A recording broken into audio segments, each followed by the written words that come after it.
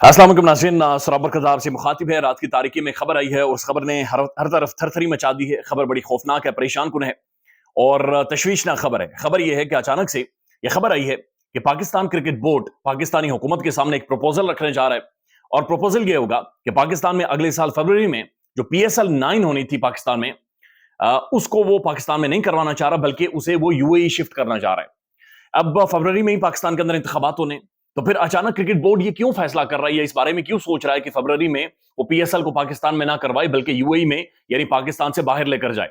अब PSL ये सिर्फ खेल नहीं है, ये पाकिस्तान का बैनुल अक़वामी तारुफ है, ये पाकिस्तान का इंट्रोडक्शन है। PSL इटसेल्फ एक एम्बेसडर है पाकिस्तान की। और पाकिस्तान के अंदर जब मुल्क में हालात खराब हुए, पाकिस्तान यहां पर श्रीलंकन टीम के ऊपर अटैक होता है, तो उसके बाद PSL ही बैनुल अक़वामी क्रिकेट के दरवाजे खोलती है और दुनिया पाकिस्तान के अंदर आती है। यानी दोबारा से इंटरनेशनल कम्युनिटी पाकिस्तान के अंदर आई। लेकिन अचानक से PSL को ही, इसी ब्रांड को, जो पाकिस्तानी ब्रांड है, made in Pakistan, happening in Pakistan, उसको हम शिफ्ट कर रहे हैं UAE में। अब इस खबर ने खासे कंसर्न पैदा कर दिए। हामिद मीर साहब ने शाहजेब खानजादा साहब के शो में इस खबर के ऊपर बाकायदा से डिस्कशन की है और शदीद कंसर्न शो किए। हामिद मीर साहब ये कहते हैं कि फरवरी में कहा जा रहा है कि मुल्क के अंदर इंतखाबात होंगे, मुझे तो सबके लिए खतरा महसूस होता है, मुझे तो बड़े कंसर्न है। वो कहते हैं कि मुल्क के अंदर कैसे इंतखाबात होंगे, कैसे माहौल ठीक होगा, जबकि जो PSL पाकिस्तान के अंदर होनी थी उसे पाकिस्तान से बाहर शिफ्ट करवाने की खबरें आ रही हैं, या PCB इस बारे में सोच रहा है। उसके बाद जियो ने कंफर्म किया है कि पाकिस्तान क्रिकेट बोर्ड वाकईतन इस चीज के ऊपर सोच रहा है कि PSL को मुल्क से बाहर शिफ्ट किया जाए। वो कहते हैं कि ज़का अशरफ को बुलाया जाए, कि ज़का अशरफ को किसने बताया है, यानी PCB पाकिस्तान क्रिकेट बोर्ड के चेयरमैन को किसने बताया है कि फरवरी के अंदर मुल्क के अंदर हालात ठीक नहीं होंगे और खुदा ना खास्ता जो फॉरेनर प्लेयर्स आएंगे, जो जो बैनुल अक़वामी खिलाड़ी आएंगे, उनके ऊपर कोई अटैक हो सकता है या उनके साथ कोई हादसा हो सकता है, लिहाजा PSL कोई पाकिस्तान से बाहर शिफ्ट करवा दें। वो कहते हैं कि आखिर किसने ज़का अशरफ के कान में ये फूंक मारी है या उसे इशारा किया है कि PSL पाकिस्तान के अंदर नहीं करवानी, क्योंकि मुल्क के अंदर हालात ठीक नहीं होंगे, इसलिए इसे मुल्क से बाहर लेकर जाएं। अब फरवरी में ही पाकिस्तान में इंतखाबात होने, पाकिस्तान के अंदर आम इंतखाबात होंगे, लेकिन ये कैसे इंतखाबात होंगे कि अगर हम PSL के लिए हम कॉन्फिडेंट नहीं हैं, तो फिर एक इंतखाबात जहां पर पूरे मुल्क में एक्टिविटीज होंगी, उसके हवाले से हम कैसे हो सकते हैं? तो ये अहम तरीन सवाल है जो खड़े हो गए हैं। लेकिन मीर साहब उसके बाद एक बड़ी खौफनाक बात कर रहे हैं। हामिद मीर साहब ये कह रहे हैं कि PSL की तमाम तर फ्रेंचाइजीज को बाकायदा से प्रेशराइज किया जा रहा है, उनके ऊपर दबाव डाला जा रहा है कि जनाब वो कोई बातचीत इधर उधर की ना करें, कोई डिबेट डिस्कशन में ना पड़े, बल्कि सर झुकाकर कह देंगे जी ठीक है, हम लोग मुल्क से बाहर जा रहे हैं, PSL UAE में होगी, कोई मसला नहीं है, कोई फटा छटा नहीं है। अब हमसे एशिया कप भी इंडिया ने छीना है बदमाशी करके, और एक हाइब्रिड मॉडल पर हम चले गए, ज़का अशरफ वहां पर एक सरेंडर कर गए और वो श्रीलंका और पाकिस्तान में हुआ। और अब PSL जो कि पाकिस्तान सुपर लीग है, पाकिस्तान का अपना ब्रांड है, पाकिस्तान का एक फेस्टिवल है, एक त्यौहार है, उसे भी UAE में शिफ्ट करने की बातचीत हो रही है, चूंकि मुल्क के अंदर हालात ठीक नहीं होंगे। अब ये कंसर्न तलब बात है, ये सीरियस बात है, ये संजीदा नौयत की खबर है और ये संजीदा नौयत की बातचीत है। उसके बाद हामिद मीर साहब ये कहते हैं, मजीद बड़ी खौफनाक बातचीत कर रहे हैं।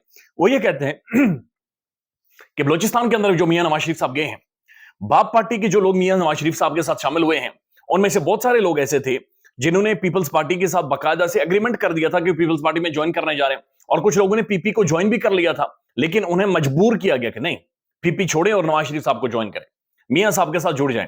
और वो कह रहे हैं कि बाप पार्टी के लोगों को प्रेशराइज करके नून लीग के साथ उन्हें बाकायदा से शामिल किया जा रहा है। और उसके बाद वो ये भी कह रहे हैं कि मियां नवाज शरीफ साहब को बाकायदा से फैसिलिटेट किया जा रहा है ताकि बिलावल भुट्टो सरदारी और जो पीपल्स पार्टी है उनके खिलाफ वो सिंध के अंदर एक अलायंस बनाए, एक नेक्सस बिल्ड करें, एक ऐसा अलायंस बनाए कि पीपल्स पार्टी को वहां से खत्म किया जाए। साथ साथ ये भी खबरें आ रही हैं कि मौलाना फजलुर रहमान साहब के हवाले से भी नवाज शरीफ साहब के कानों में कुछ फूंक मारी जा रही है कि जनाब मौलाना साहब को भी थोड़ा सा साइडलाइन करते हैं। तो जो सारी खीर पकी हुई थी, वो सारी खीर में ये बताया जा रहा है कि ये गर्म करके मियां साहब के सामने ये सारा पेश किया जाएगा, ताकि मियां साहब को एक दफा फिर, चौथी दफा, इस मुल्क का वज़ीर आज़म किस तरह से बनाया जाए। अब इंटरेस्टिंग बात यह भी है कि मौलाना फजलुर रहमान साहब ने, मियां साहब जब पाकिस्तान के अंदर आए तो फजलुर रहमान साहब ये क्लेम करते हैं कि PDM उन्होंने बनाई, इमरान खान को उन्होंने गिराया, पाकिस्तान के अंदर एक टर्मोइल उनकी वजह से बना, सब कुछ क्रेडिट वो सारा लेते हैं। लेकिन वो कहते हैं कि नवाज शरीफ के पाकिस्तान के अंदर आने के रास्ते भी फजलुर रहमान साहब ने खुलवाए। तो फिर ये कैसे मुमकिन है कि जब से नवाज शरीफ साहब पाकिस्तान आए हैं, उसके 5-6 दिनों तक मियां जो मौलाना फजलुर रहमान साहब हैं वो मिस कॉलें मारते रहे, दरखास्तें करते रहे, लेटर लिखते रहे, कबूतर भेजते रहे कि मियां साहब मेरे साथ मुलाकात करें। मियां नवाज शरीफ साहब ने कहा कि खली वली जनाब, खली वली मेरा जो काम खड़ना सी वो खड़ देता है, बाकी तुसी रहने दो फिलहाल। तो ये बड़ी खौफनाक किस्म की बातें हैं। लेकिन क्रिकेट के साथ हमारा खिलवाड़ जारी है। हमने वर्ल्ड कप के अंदर मुंह काला करवाया, हम उससे नहीं समझे। हमने बाबर आजम जैसा ब्रांड भी अब जाया कर दिया है, हम उसके ऊपर भी नहीं समझ रहे। लेकिन एक और हमने मजाक और ठट्ठा किया है। जो वहाब रियाज हैं, जो कि निगरान हुकूमत के दौर में वजीर खेल हैं, लंबे लंबे बूट पहनकर शहबाज शरीफ की कॉपी करते हुए सड़कों के ऊपर आपने देखा था, लोग डर गए थे बिजली का करंट ना लग जाए, किसी खड्डे में ना गिर जाए, बल्कि ये लोगों का मजाक उड़ाते रहे। जब लाहौर के अंदर पानी जमा हुआ तो इन्होंने बड़ी गाड़ी ली और डाला, उस डाले के अंदर लंबे लंबे बूट पहने और ये लोगों के ऊपर मोटरसाइकिल पे जो लोग चढ़ने वाले थे फैमिलीज, उनके ऊपर बगा पानी इनकी गाड़ी से वो जाता था और उनके ऊपर पानी पड़ता था। लेकिन ये बेहिस किस्म का इंसान सामने आया और उसके बाद इन्होंने वजीर खेल बने और निगरान हुकूमत के साथ, जो कि एक नाजायज हुकूमत है जिनका टाइम खत्म हो गया, एक इलीगल गवर्नमेंट है जो पाकिस्तान के अंदर है, उनके साथ उनके वजीर खेल रहे ये। उसके बाद अब उन्हें पीसीबी का चीफ सेलेक्टर बना दिया गया है। उन्हें पीसीबी में, पाकिस्तान क्रिकेट बोर्ड में बाकायदा से एक ओहदा दे दिया गया है। अब वहाब रियाज पीएसएल के अंदर पेशावर ज़ल्मी की तरफ से खेलते हैं, तो यानी पाकिस्तानी क्रिकेट टीम का चीफ सेलेक्टर एक फ्रेंचाइज में एक लीग खेलेगा। यानी ये बात समझ नहीं आ रही, ये बात हजम नहीं हो रही कि ये क्या किया जा रहा है। यानी एक खिलाड़ी जो कि पीएसएल खेलता है पेशावर ज़ल्मी में, जिसे कूट पड़ती है, जिसे जो सबसे ज्यादा रन कंसीड करता है, जिसे मार पड़ती है वहां पर, वो पीसीबी का भी चीफ सेलेक्टर होगा, यानी जो खिलाड़ियों को सेलेक्ट करेगा। तो ये क्या है, यानी ये कौन सा मॉडल है जो कि पाकिस्तानी क्रिकेट को दिया जा रहा है? ये फिर किस तरह से फेयर प्ले हुआ? फिर ये कॉन्फ्लिक्ट ऑफ इंटरेस्ट किस तरह से नहीं होगा? फिर वहाब रियाज की बतौर खिलाड़ी हैसियत क्या होगी और बतौर चीफ सेलेक्टर हैसियत क्या होगी?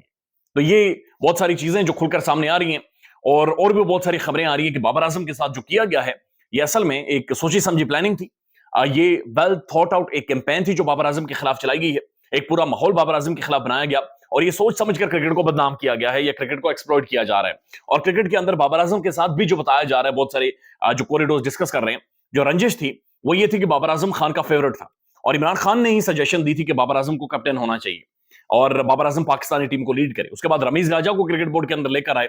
जब रमीज राजा ने बाबर आजम और सारी टीम को बैक किया, जब ये टीम नंबर 1 बनी, बाबर आजम नंबर 1 खिलाड़ी भी बना, तो उस दौरान भी रमीज राजा को लाने वाला भी खान था। अब बाबर आजम के ऊपर आप सवाल उठा सकते हैं, ऑब्वियसली उसकी लीडरशिप स्किल के ऊपर, कि वो उस तरह का कैप्टन नहीं है जो गेम को अंडरस्टैंड कर सके। नो डाउट कि बाबर आजम ने वर्ल्ड कप के अंदर बहुत खराब कैप्टनसी की है। बाबर आजम से जो उम्मीदें थी उन उम्मीदों पर नहीं उतर सका। हम उसका कंपैरिजन कोहली के साथ करते रहे। कोहली तो कोई एक league of extra ordinary gentleman में शामिल हो गया ना, जहां पर सचिन से भी ऊपर चला गया, जो 50 सेंचुरियां मार जाए इस एज में।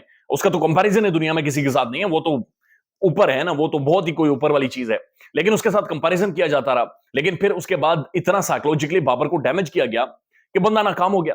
उसकी जो अपने स्किल मेथड और प्लेइंग जो उसका कैरेक्टर था वो भी फेल हो गया वर्ल्ड कप के अंदर। और अब हम जो टीम लेकर आ रहे हैं, जो शाहीन आफरीदी, जिस तरह से शाहिद आफरीदी से वहां से सारी बैकिंग के साथ आए, फिर सोहेल तनवीर को जूनियर टीम की सिलेक्शन कमेटी में डाल दिया गया है। अब सोहेल तनवीर खुद खेलता है, खुद खिलाड़ी है, T10 लीग खेलता है, वो किस तरह से सिलेक्शन कमेटी का हिस्सा बनेगा? I don't know what's happening. लेकिन जो भी हैपन हो रहा है वो बहुत खराब हो रहा है, जो भी हो रहा है वो ठीक नहीं हो रहा। हमने क्रिकेट के साथ वहां से मजाक शुरू किया जब हमने 14 अगस्त वाले दिन 1992 के वर्ल्ड कप के अंदर से इमरान खान को निकाल दिया था। हमने इमरान खान के चेहरे को फेड आउट कर दिया, हमने उसकी तस्वीर को गायब कर दिया 1992 के वर्ल्ड कप की जो वीडियो बनी थी। लेकिन अब जो मीर साहब बात कर रहे हैं, ये बड़ी खौफनाक बात है। ख्याल रखिएगा अपना। अल्लाह हाफिज।